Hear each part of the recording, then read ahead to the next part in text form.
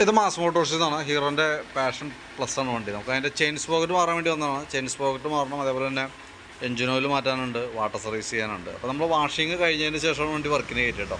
അപ്പോൾ chain sprocket മാറ്റിയിട്ടുണ്ട്. നമുക്ക് കമ്പനി ഹീറോൻ്റെ കമ്പനി ചെയിൻ തന്നെ ഇട്ടാണ് കേട്ടോ.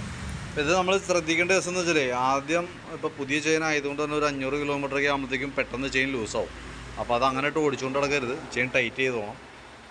അതേപോലെ തന്നെ ഓരോ 1000 കിലോമീറ്ററിനുള്ളിലും ചെയിൻ ടൈറ്റ് ചെയ്ത് പോകണം. ഞാനിപ്പോൾ ചെയിൻ സെറ്റ് ചെയ്തതിന് ശേഷം ഒരല്പം ഗ്രീസൊക്കെ ഇട്ടിട്ട് സെറ്റ് ചെയ്തിട്ടുണ്ട്. അപ്പോൾ നമ്മൾ ശ്രദ്ധിച്ചോണം, അതല്ലെങ്കിൽ ചെയിൻ്റെ ലൈഫ് ഒന്നാമത് ഓൾറെഡി ചെയിൻ ലൈഫ് വളരെ കുറവാണ് ഇപ്പോഴത്തെ ഒരു സ്റ്റേജ് വെച്ച് നോക്കുമ്പോൾ.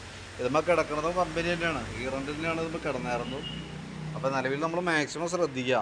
അതായത് ആദ്യത്തെ ഒരു 500 കിലോമീറ്ററിനുള്ളിൽ ഉറപ്പായിട്ട് ചെയിൻ ലൂസാവും, നമ്മൾ ടൈറ്റ് ചെയ്ത് കൊടുക്കണം.